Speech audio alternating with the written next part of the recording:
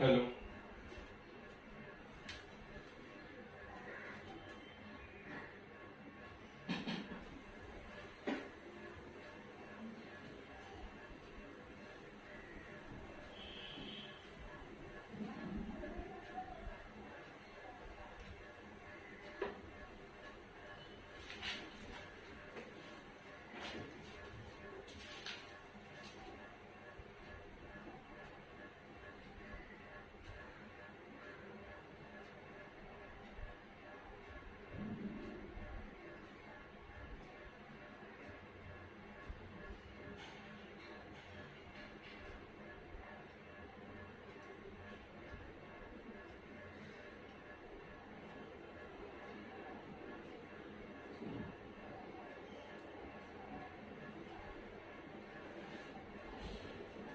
तो आज हम काफी इंपॉर्टेंट केस के बारे में देखेंगे जो कि हमारा 5th केस है। एक पेशेंट आया हमारे पास जो कि 77 इयर्स मेल पेशेंट है।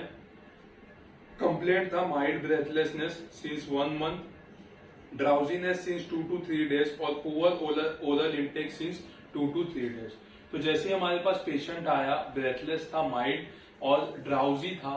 तो ड्राउजी होने का या पुअर ओरल इंटेक होने के काफी सारे रीजंस हो सकते हैं। अगर ड्राउजीनेस सडनली पेशेंट अगर ड्राउजी हो जाता है, अनकॉन्शियस हो जाता है, तो वो हाइपोग्लाइसीमिया की वजह से हो सकता है, हाइपोनाइट्रेमिया की वजह से हो सकता है, या फिर कोई भी कार्डियक इशू की वजह से हो सकता है, या फिर न्यूरोलॉजिकल प्रॉब्लम की वजह से हो सकता है। लेकिन जैसे कि हमें पता चला कि जो ड्राउजीनेस हुआ वो 2 से 3 दिन में हुआ है, यानी कि कुछ लंग का पैथोलॉजी यहाँ पे इन्वॉल्व था। लंग का इन्फेक्शन हो सकता है, पल्मोनरी एफ्यूजन, प्लूरल एफ्यूजन हो सकता है, ऐसा कोई चीज हो सकता है जिसमें लंग्स का पैथोलॉजी इन्वॉल्व हो। दूसरा चीज, जब हमने नॉन हिस्ट्री में पूछा तो हमें पता चला कि पेशेंट को सीओपीडी है विथ हाइपोथायरॉयडिज्म। तो सीओपीडी होने की वजह से थोड़ा सा कॉन्सेप्ट ऐसा क्लियर हुआ कि सीओपीडी की वजह से CO2 नार्कोसिस होने के काफी ज्यादा चांसेस होते हैं, जिसमें पेशेंट सडनली या फिर 2-3 दिन में ड्राउजी होने लगता है, ओरल इंटेक उसका कम हो जाता है और उसके वजह से CO2 एक्यूमुलेशन होने की वजह से पेशेंट को एसिडोसिस डेवलप होता है और पेशेंट ब्रेथलेस होने लगता है। तो सीओपीडी होने की वजह से एक चीज पता चला कि मोस्ट प्रोबेबली पेशेंट को जो है वो CO2 नार्कोसिस होने के चांसेस हो सकते हैं। बीपी देखा गया तो बीपी नॉर्मल था 140/80, सैचुरेशन 70 था रूम एयर पे, एचजीटी यानी कि शुगर जो था वो 119 था और हार्ट रेट 90 पर मिनट था। तो इसमें हाइपो ग्लाइसेमिया रूल आउट हो गया, हाइपोटेंशन रूल आउट हो गया और हार्ट रेट भी अच्छा होने की वजह से कार्डियक कॉज भी कोई नहीं मिल रहा था। तो बेसिक था कि कोई लंग का पैथोलॉजी इन्वॉल्व है। सैचुरेशन 70% होने की वजह से सबसे पहला उसे किया गया कि O2 सपोर्ट दिया गया। लेकिन सीओपीडी का पेशेंट होने की वजह से हम उसे प्योर ऑक्सीजन या फिर O2 कॉन्सेंट्रेशन ज्यादा नहीं दे सकते, क्योंकि अगर CO2 नार्कोसिस होगा तो पेशेंट और भी डिटोरेट होगा। इसके लिए लो सैचुरेशन पे उसे रखा गया, फिर लो लेवल ऑफ ऑक्सीजन पे पेशेंट को रखा गया। उसके साथ साथ पेशेंट को स्टीरॉइड दिया गया था, हाइड्रोकॉर्ड दिया गया, ब्रोंकोडायलेटर डेरिफाइलिन दिया गया, एंटासिड दिया गया, एंटी एमेटिक दिया गया, ताकि पेशेंट को वॉमिटिंग ना हो, क्योंकि अगर सेमी कॉन्शियस पेशेंट या फिर ड्राउजी पेशेंट में वॉमिटिंग होगा तो एस्पिरेट होने के चांसेस होते हैं।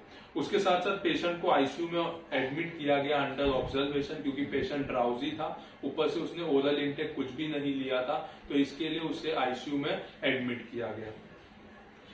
एडमिट करने के बाद जब हमने एक्सरे निकाला तो एक्सरे में हमें पता चला कि पेशेंट को एक्सरे में सब ठीक थे, सिर्फ सीओपीडी की वजह से बुले फॉर्मेशन हो गए थे काफी सारे, और ब्रोंकोवेस्कुलर मार्किंग्स हमें काफी ज्यादा देखने को मिल रहे थे, और एयर एंट्री जो था वो कंपैरेटिवली कम था।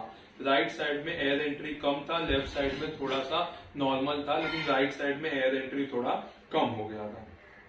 इसके बाद हमने CO2 नार्कोसिस को रूल आउट करने के लिए एबीजी निकाला। एबीजी यानी कि एट्रियल ब्लड गैस होता है। तो एट्रियल ब्लड गैस का भी हमारा एक लेक्चर है मोरिया पब्लिकेशन इस ऐप पे, तो वहां से आप इसके बारे में देख सकते हैं। इसमें हमने एबीजी के बारे में पूरा डिस्क्राइब किया है, metabolic acidosis, metabolic alkalosis, respiratory acidosis, respiratory alkalosis और उसके एग्जांपल्स के साथ हमने डिस्कस किया है उसमें। सीओपीडी के बारे में भी हमारा पैथोलॉजी का लेक्चर आता है मोरिया पब्लिकेशन इस ऐप पे, तो वहां से आप सीओपीडी के बारे में भी पढ़ सकते हैं। तो हमने उसका एक एबीजी किया। तो एबीजी से हमें पता चला कि पेशेंट का एबीजी में सबसे पहले हमें पीएच देखना रहता है, पीसीओ2 देखना है, पीओ2 देखना है और बाइकार्बोनेट देखना है। तो यहां से हमें पता चला कि पीएच जो है वो कम है, पीसीओ2 जो है वो हायर साइड पे है, O2 जो है वो थोड़ा लो है यानी कि हम नॉर्मली पकड़ सकते हैं, और बाइकार्बोनेट हायर साइड पे है। तो इससे हमें ये पता चला कि पेशेंट जो है वो रेस्पिरेटरी एसिडोसिस में है। तो रेस्पिरेटरी एसिडोसिस में क्यों है? तो पेशेंट का CO2 बढ़ा हुआ है यानी कि पेशेंट है CO2 नार्कोसिस में। तो जो मेल पेशेंट है वो पेशेंट CO2 नार्कोसिस में है, जिसका पता हमें एबीजी से लगा है।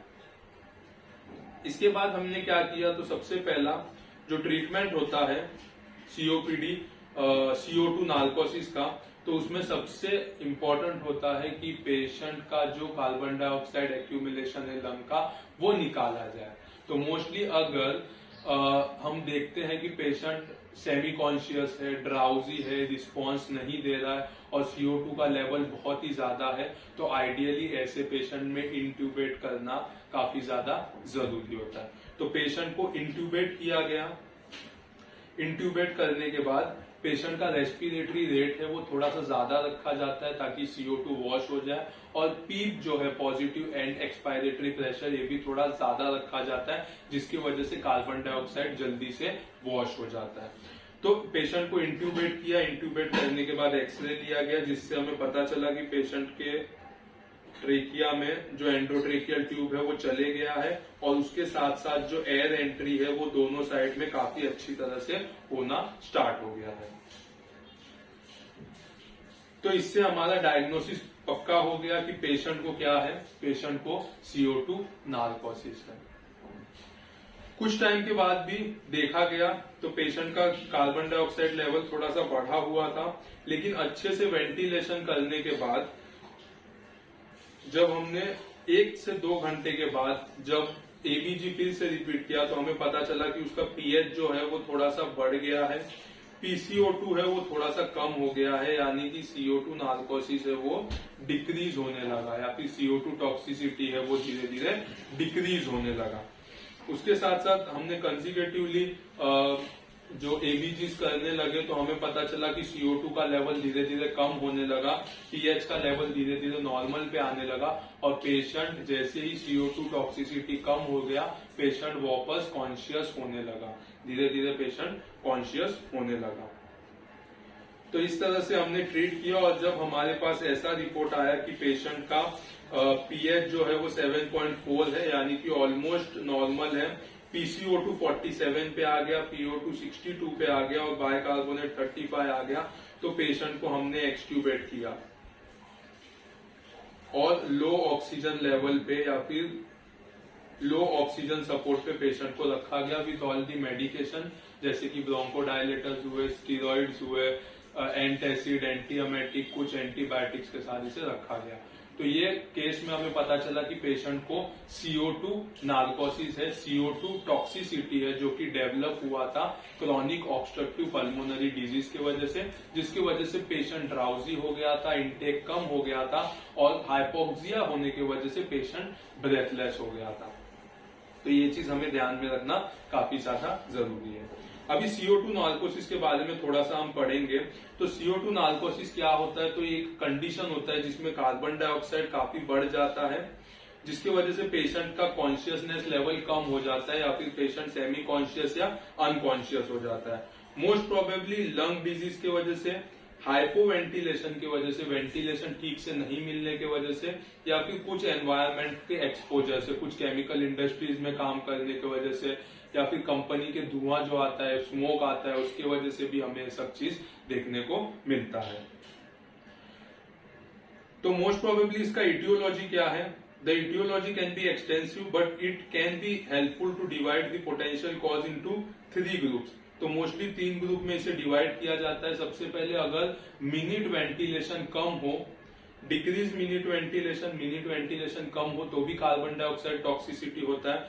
दूसरा, अगर डेड स्पेस इंक्रीज हो जाए, जो लंग्स है वहां में काफी सारे सीओपीडी के वजह से स्पेस हो जाते हैं जहां पे परफ्यूजन जो होता है ऑक्सीजन का वो नहीं हो पाता, उसे हम कहते हैं डेड स्पेस। डेड स्पेस बढ़ने की वजह से भी पेशेंट CO2 नार्कोसिस होने के चांसेस होते हैं। और तीसरा है इंक्रीज कार्बन डाइऑक्साइड प्रोडक्शन। तो जैसे कि अगर हम O2 ज्यादा अमाउंट में सीओपीडी के पेशेंट को देते हैं तो वहां से ज्यादा कार्बन डाइऑक्साइड निकलने के चांसेस होते हैं, जो कि एक्यूमुलेट होता है लंग्स में और हमें CO2 नार्कोसिस देखने को मिलता है। तो CO2 नार्कोसिस 3 कारण से हो सकता है। एक तो मिनिट वेंटिलेशन कम हो जाए, दूसरा डेड स्पेस इंक्रीज हो जाए, और तीसरा कार्बन डाइऑक्साइड का प्रोडक्शन इंक्रीज हो जाए। तो पहला जो चीज है मिनिट वेंटिलेशन, वो कम होना मतलब या फिर रेस्पिरेटरी रेट कम होना या फिर टाइडल वॉल्यूम कम होना। तो जो मिनिट वेंटिलेशन होता है उसका मतलब होता है respiratory rate into tidal volume. इसमें से कोई भी चीज कम होता है तो मिनिट वेंटिलेशन कम होता है और CO2 टॉक्सिसिटी डेवलप होता है। तो मोस्ट प्रोबेबली अगर कभी हमें सेंट्रल रेस्पिरेटरी सिस्टम या फिर मेड्यूला को किसी भी तरह से इफेक्ट होता है तो मिनिट वेंटिलेशन कम होता है। जैसे कि हमने अगर कोई भी सीडेटिव दिया है पेशेंट को, या फिर कोई पेशेंट ने सीडेटिव लिया है काफी ज्यादा अमाउंट में, तो होता है स्ट्रोक के पेशेंट में होता है जिसमें मेड्यूला डैमेज हो जाए, और या फिर हाइपोथर्मिया में, यानी कि जिसमें बॉडी का टेम्परेचर है वो काफी कम हो जाए। ऐसे कंडीशन में जो सेंट्रल रेस्पिरेटरी सेंटर है वो अफेक्ट होता है और उसके वजह से रेस्पिरेटरी रेट कम होने लगता है और हमें CO2 टॉक्सिसिटी देखने मिलता है। दूसरा, मस्क्यूलर, न्यूरोमस्क्यूलर अगर कुछ प्रॉब्लम होगा तो उसके वजह से भी हमें CO2 नार्कोसिस देखने मिलता है, जैसे कि Guillain Barre syndrome, myasthenia gravis, multiple sclerosis, botulism, organophosphate poisoning, ये सब चीज में हमें देखने मिलता है। या फिर तीसरा चीज है मिनिट वेंटिलेशन कम होने का, अगर डिफॉर्मिटी होगा, थोरेसिक केज जो होता है उसका डिफॉर्मिटी है तो उसकी वजह से भी क्या होगा, टाइडल वॉल्यूम नहीं जनरेट हो पाएगा और उसके वजह से भी हमें CO2 नार्कोसिस देखने को मिलेगा। डेड स्पेस कैसे इंक्रीज होता है? तो डेड स्पेस होता क्या है? तो सबसे पहला वो होता है part of the lung that does not participate in gas exchange, मतलब परफ्यूजन में उसका हेल्प नहीं होता है, उसमें से कुछ भी काम नहीं होता। तो कभी भी अगर डेड स्पेस बढ़ जाता है, तो डेड स्पेस कैसे बढ़ेगा? तो जो एल्वियोला तक जो कैपिलरीज आते हैं वो अगर कॉम्प्रेस हो जाते हैं तो उसकी वजह से क्या होगा, आगे की तरफ ब्लड सप्लाई नहीं होगा और उसकी वजह से डेड स्पेस जनरेट होने लगेगा। दूसरा, destruction of pulmonary capillaries, most probably COPD, interstitial lung disease में क्या होता है, तो पल्मोनरी कैपिलरीज जो होते हैं वो डिस्ट्रॉय होने लगते हैं। तीसरा है लार्ज पल्मोनरी एम्बोलिज्म होने की वजह से भी परफ्यूजन ठीक से नहीं होता और डेड स्पेस जनरेट होने लगता है। जो तीसरा रीजन है वो इंक्रीज CO2 प्रोडक्शन।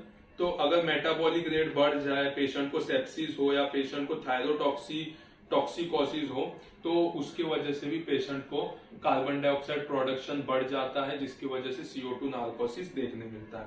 इसके अलावा कुछ एनवायरमेंटल फैक्टर्स होते हैं, जैसे कि कोई ऐसे एरिया में रहता है जहां पे कार्बन डाइऑक्साइड निकल रहा है किसी हम कह सकते हैं कि किसी कंपनी से, किसी फैक्ट्री से। दूसरा, वॉल्केनो के आजू बाजू में रहने वाला जो आदमी है वहां पे भी कार्बन डाइऑक्साइड काफी ज्यादा अमाउंट में होता है, तो कार्बन डाइऑक्साइड पॉइजनिंग होने के चांसेस होते हैं। पांचवा और सबसे इंपॉर्टेंट चीज होता है ऑक्सीजन इंड्यूस्ड हाइपरकैपनिया। अगर किसी पेशेंट को COPD है और अगर हम उसे ऑक्सीजन ज्यादा अमाउंट में देते हैं तो वो कार्बन डाइऑक्साइड ज्यादा अमाउंट में जनरेट करेगा, जिसकी वजह से पेशेंट और भी ज्यादा डिटोरेट हो जाएगा, जिससे पेशेंट CO2 टॉक्सिसिटी में चले जाएगा। अभी ऐसा पेशेंट आया तो इवेल्युएट कैसे करना चाहिए? सबसे पहला सबसे बेसिक चीज होता है atrial blood gas. Atrial blood gas करने से हमें पता चलता है कि CO2 का लेवल कितना है। अगर वो 45 से ज्यादा होता है तो हम कह सकते हैं कि पेशेंट जो है वो CO2 नार्कोसिस में जा रहा है। उसके साथ साथ अगर पीएच लोअर साइड पे है तो हम कह सकते हैं कि पेशेंट रेस्पिरेटरी एसिडोसिस है, और एसिडोसिस का कारण है उसका CO2 नार्कोसिस। अगर एक्यूटली पेशेंट फर्स्ट टाइम ऐसा हो रहा है कि पेशेंट का CO2 बढ़ रहा है तो उसमें पीएच कम होता हुआ देखने को मिलेगा। लेकिन अगर क्रॉनिक COPD का प्रॉब्लम है पेशेंट को तो मोस्टली उसका पीएच जो है वो नॉर्मल या फिर थोड़ा सा कम होगा 7.35 से, लेकिन उसका CO2 लेवल है वो बढ़ने लगेगा। दूसरा होता है थायराइड फंक्शन टेस्ट। तो हाइपोथायरॉयडिज्म रूल आउट करने के लिए, जैसे कि हमने कहा मेटाबॉलिक रेट बढ़ने लगता है तो भी CO2 टॉक्सिसिटी होता है। तो मेटाबॉलिक रेट कब बढ़ता है? हाइपोथायरॉयडिज्म में बढ़ता है, उसकी वजह से भी टॉक्सिसिटी होने के चांसेस होते हैं। तीसरा चेस्ट एक्सरे। चेस्ट एक्सरे से हमें पता चलता है कि पेशेंट को COPD है कि नहीं। तो पेशेंट का अगर एक्सरे में हमें अगर हाइपर इन्फ्लेटेड लंग देखने मिलेगा, या फिर हम कह सकते हैं डायफ्राम जो है वो फ्लैटन डायफ्राम देखने मिलेगा, तो हम कह सकते हैं कि पेशेंट जो है वो CO2 नार्कोसिस में भी जा सकता है। तो COPD का पेशेंट है तो उसके में हाइपर इन्फ्लेटेड लंग या फिर फ्लैटन डायफ्राम देखने मिलेगा। इसके साथ साथ थोरेसिक केज का एबनॉर्मेलिटी भी देखना जरूरी है, क्योंकि टाइडल वॉल्यूम कम होने की वजह से भी CO2 नार्कोसिस हो सकता है। ट्रीटमेंट पार्ट में अगर हम देखेंगे तो ट्रीटमेंट में क्या करना है, तो सबसे पहले एयरवे, ब्रीदिंग और सर्कुलेशन को मेंटेन करना है। अगर पेशेंट COPD है पहले से तो पेशेंट को पहला ब्रोंकोडायलेटर देना है और स्टीरॉयड देकर थोड़ा सेटल करना है।